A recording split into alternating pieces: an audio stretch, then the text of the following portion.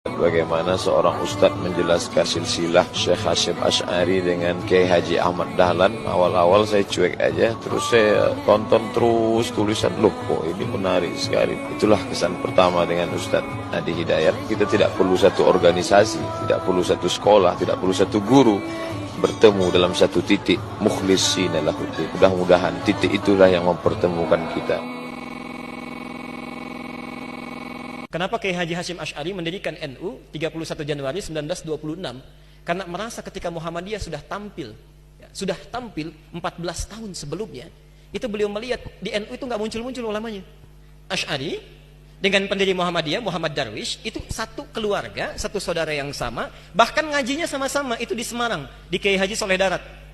Dia ada 3 orang, Muhammad Darwish, kemudian Hasyim Asy'ari, satu lagi itu kakek buyutnya Cak Nun, MH Ainun Najib. Cuma 2 ini yang menonjol. Karena menonjol, bagus baca kitabnya, soleh orangnya, itu langsung diperintahkan pergi ke Mekah, diberikan kitab. Kalau kakek buyutnya MH Ainun Najib, itu cuma diberikan cincin pada saat itu.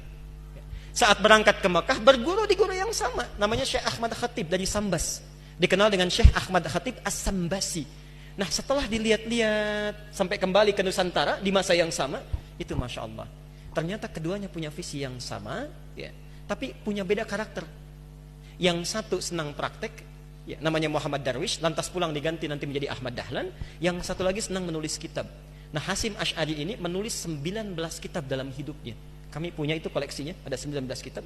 Nah, sebelum beliau menulis dan mendirikan Nahdlatul Ulama itu, Kiai Haji Ahmad Dahlan kan senang praktek. Begitu pulang, menafsirkan surat Al-Ma'un, tidak tunggu nulis buku. Selesai kajian, buka pakaian luarnya, keluarkan uang yang dibawanya, sampaikan pada masyarakat, bikin rumah sakit, bikin pesantren, bikin sekolah, bikin macam-macam praktek.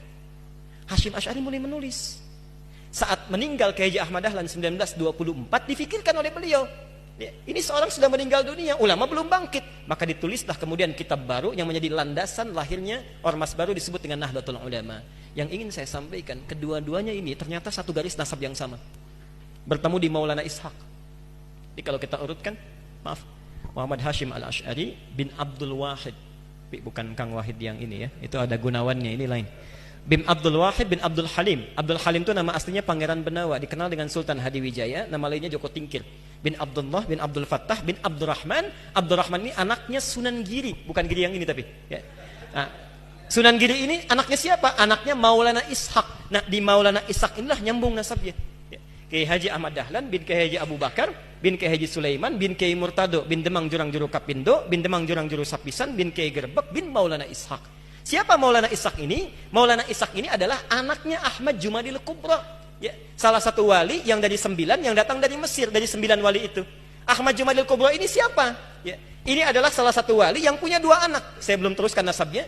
Anak pertamanya dibawa ke Nusantara, namanya Maulana Ishaq, melahirkan 2 ulama tadi. Anak keduanya lahir di Mesir, bernama Syarif Abdullah. Nah, nanti Syarif Abdullah inilah yang akan bertemu dengan salah satu anaknya Prabu Siliwangi. Prabu Siliwangi Pamanah Rasa menikah dengan Nyai Subang Larang, punya 3 anak. Anak pertama Walang Sungsang, lahir 1423. Anak keduanya Rara Santang, lahir 1426. Anak ketiganya Raja Sengara, lahir 1427. Nah, hajilah kemudian Walang Sungsang dan Rara Santang di Mekah bertemu dengan Syarif Abdullah. Walang Sungsang ganti nama jadi Abdullah Iman, Rara Santang ganti nama menjadi Syarifah Mudaim. Jatuh cinta Syarif Abdullah dengan Syarifah Mudaim, menikahlah, pulang ke Mesir, tinggal 20 tahun, melahirkan anak bernama Syarif Hidayatullah. Berguru pada Syekh Ibnu Athaillah As-Sakandari. Pulang nengok kakek buyutnya, bertemu dengan Prabu Siliwangi. Saat itu tinggalnya ada di lingkaran Jati, maka dikenallah dengan saat itu dengan nama Sunan Gunung Jati. Nah, baik Ahmad Dahlan ataupun Hasyim Asy'ari itu berada di satu garis yang sama, dari Ahmad Jumadil Kubra bin Ali Zainal Al-Kabir bin Ali Zainal Abidin, keturunannya dari Al-Husain, Husain anaknya Ali, Ali suami Fatimah, Fatimah putri Rasulullah sallallahu alaihi wasallam. Tapi sampai hari ini tidak pernah Ahmad Dahlan disebut dengan Habib. Itu enggak ada. Kiai Ahmad Dahlan. Yang penting sikapnya seperti Nabi. tuturnya seperti Nabi, pandangannya seperti Nabi. Kullu mri'in bima kasaba rahin, itu pilihan kita semua. Mudah-mudahan pertemuan hari ini kita menjadi baik seluruhnya. Kita bermohon pada Allah Subhanahu wa taala seluruh para asatidzah, dai-dai, para ulama kita, terkhusus Ustaz Abdul Somad dijaga oleh Allah Subhanahu wa taala dan bisa memberikan pencerahan kepada masyarakat Indonesia khususnya tentang wawasan-wawasan keislaman yang luas yang dengan izin Allah Subhanahu wa taala itu semua bisa menghadirkan kenyamanan dalam beribadah, ketentraman bagi hubungan antar masyarakat, dan yang paling kita harapkan dengan itu semua masyarakat Indonesia akan lebih beragamis, dekat dengan Allah, bisa memaksimalkan nilai-nilai keislaman dalam kehidupan. Assalamualaikum warahmatullahi wabarakatuh.